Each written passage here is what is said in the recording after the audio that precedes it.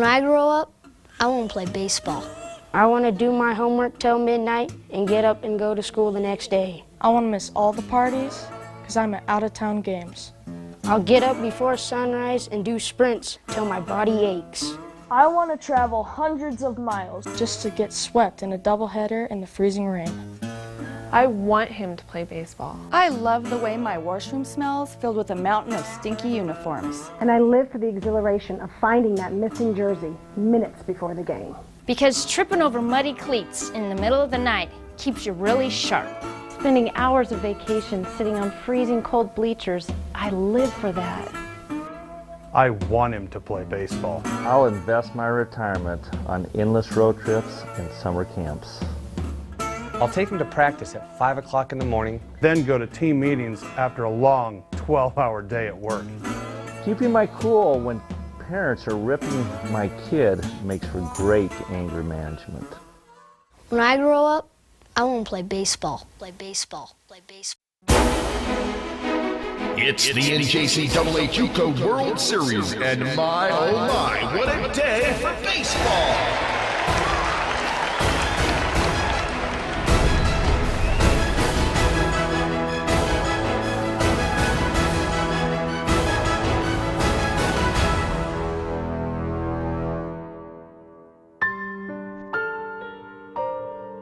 I love this place. Talk about a field of dreams. It all started right here in 1958 when public leaders of this quiet western Colorado community decided they would bring the National Junior College Baseball Tournament to our town, Grand Junction. Jay Tolman was the national baseball director of NJCAA. And he came back from Hutchinson, and I happened to be chairman of the Education and Athletic Committee.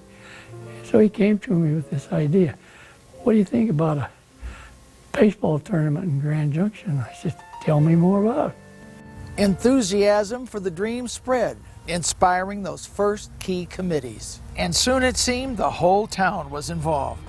Volunteers from all over the valley stepping up to the challenge.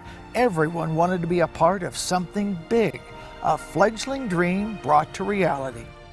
And so it was. In May 1959, the Junior College World Baseball Tournament made its debut on the Lincoln Park field to a crowd of 4,700 baseball-starved fans. Men, women, and kids perched on the edge of splintery bleachers and hanging over the outfield fence to cheer on their team and immerse themselves in their summer passion. As I recall, we made $49 profit that first year. So when we first got started, it was kind of hanging nip, but it worked great. And through the years, their own dreams and memories were unfolding. Parents who raised youngsters from Little League ranks to world-class status, and JUCO loyalists who've witnessed rising stars enter the big league arena after playing right here on this JUCO field. Jimmy Brenneman, who played with us, signed with the Yankees. He was a Fruita boy, and just following those boys through their life has meant a lot to me. Players like Adam LaRoche, now a Pittsburgh Pirate. He began his baseball career as a JUCO player with Seminole College. Cal Daniels, MVP for his Middle Georgia JUCO team. Daniels nailed his team victory with a 2-run homer and 3 RBIs.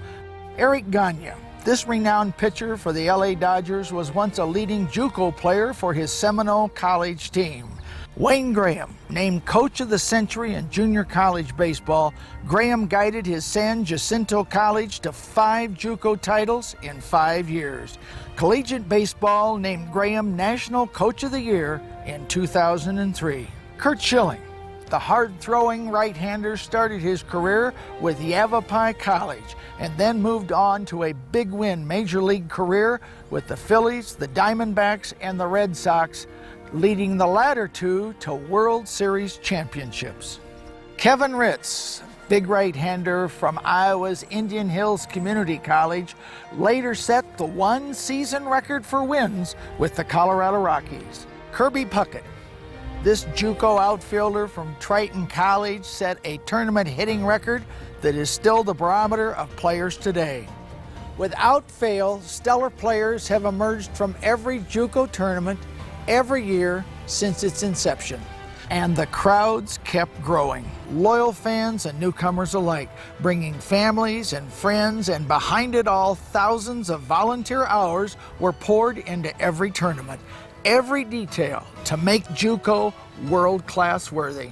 To see it grow from, just almost like they're going to have it here, to what it is today, and people take vacations, and people come from out of town, set vacations from around Colorado, and it's amazing to see how big something can get and how important it is to people. By the 1970s, the crowded bleachers and outdated field proved insufficient. Again, the community rallied to accommodate the need for new seating, lighting, ticket booths, and most importantly, much-needed field upgrades. The newly renamed Stoker Stadium became Grand Junction's favorite place to gather for America's favorite pastime. The place where reality could slip away and time would stand still, if only for that one eternal week in May. I've been to a lot of ballparks. There isn't anything any better than Lincoln Park. It's a great facility. It's, ball carries, it's usually great weather, lots of fans who come out and just cheer them on. Most of these kids don't play in front of 35 or 40 people in their home games. So when they come out in 6,000 to 9,000 people, it sets them back a little bit. You see some jitters out of those kids the first time they play because they're looking around thinking, oh my God, But I still remember after we had won our third consecutive losers bracket game, I remember I was a team captain with a good friend of mine, Corby Schroeder, who was a pitcher, and I remember going back to the Best Western Hotel on Horizon after a win and being in the room, and I remember him saying, I don't want to take off my uniform because I don't want this feeling to go away, and we agreed. And I think that one afternoon we had won a morning game, and we were like T-ballers who we stayed in our uniforms till 4 in the afternoon. As the field improved, the level of play improved, and crowds continued to grow. But at its heart, it's about boys growing to men, parents welling with tears of pride, young hearts envisioning the best possible future. It's always been about the American dream played out in the theater of human zeal, the baseball field. The 70s was also the era of the late Sam Simplicio, who won a World Series ring as a coach of the Milwaukee Brewers. Sam was a longtime community leader who took the reins as JUCO's general chairman. Around the country, JUCO was winning hearts and respect. National media were paying attention, covering JUCO in print and broadcast. Sports Illustrated featured JUCO in its 1969 June issue, and Prime Sports Network covered the final 2 games of the 1989 tournament. I can tell you that that JUCO has pretty well put Grand Junction even further on the sports map, because frankly I will compare the fans here with anywhere in the United States of America. All the while, team scouts flocked to JUCO from colleges and professional ranks to find great players with big talent. My dad would have some of the fellas in that came to look at the players, and these were the scouts from the big leagues. Lee Anthony, Herschel Martin, Danny Doyle, he was with the Boston Red Sox and signed Chris Hanks. But those are my good memories of JUCO. Sam Simplicio passed the chairman's baton to Jamie Hamilton, and the field was renamed to honor Simplicio's years of dedication to the tournament. And the tournament attracted its first major sponsor from Western Colorado, Alpine Bank. Today, the Alpine Bank JUCO World Series draws over 100,000 fans every year. People who come to watch the amazing plays and the amazing players, as it's been for 50 years. A half-century of great baseball. Planning for the 50th Golden Anniversary actually started years ago. We decided that this Golden Anniversary celebration had to be very special, even more so than golden and maroon jackets. We decided to take a page out of Major League Baseball and pick the greatest players to ever play in our World Series baseball tournament. We pulled the stats of every team, every player, and every play of the last 50 years, compiling the ultimate moments of JUCO World Series. It was a huge job, even establishing the criteria, but we decided to look at that 1 week of work for those players that were here during the tournament. Everyone knows the superstars like Kurt Schilling, Travis Hafner, Paul LaDuca, and David Wells. But their JUCO stats did not put them on the Golden Anniversary team. No, it would be the hottest players in the 50 years of JUCO tournament play. We had a committee of 20 people from the JUCO and the NJCAA to pick 24 members for this Golden Anniversary team. The easy part was selecting Wayne Graham as our manager and Bus Bergman as our bench coach. And any one player that received just one vote was put into a pool of names for consideration. We ended up with 110 names out of over 960. Patty Arnold dug into the stats with a passion. Every player and their stats for that 1 week was compiled. That's when we got together, and that's when we argued about the stats, our memories of their play, the athletic individual performances of each one of these members, and came up with the 24 people on this list, the Golden Anniversary team. Every man was their team's MVP. Every man played with dead-on consistency for that entire week.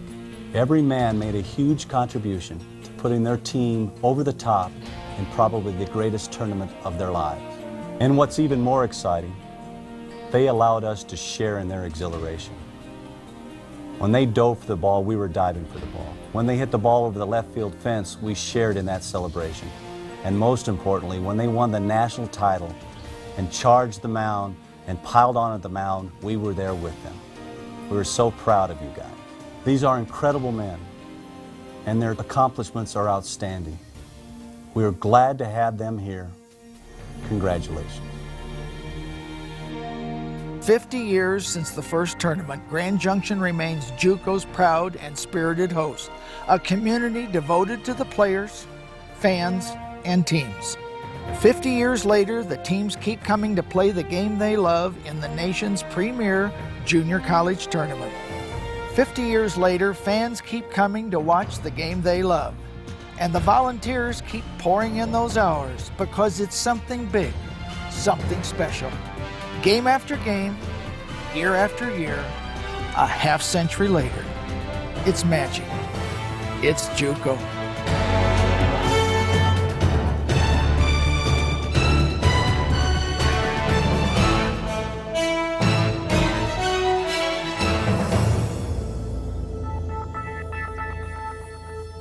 When I grow up, I want to play baseball. I want to be that guy coming up with the bases loaded. I love the feeling when I hit the ball on the barrel. I want to be part of something big and something really important.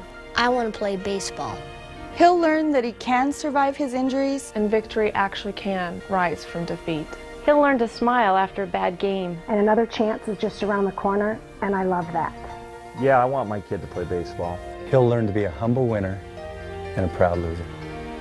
He'll learn that being a part of a great group of guys is one of the best things in life. He'll learn responsibility, integrity, and what it means to have people relying on you. God, I love baseball. When I grow up, I want to play baseball. It's the NJCAA JUCO World Series, and my, oh my,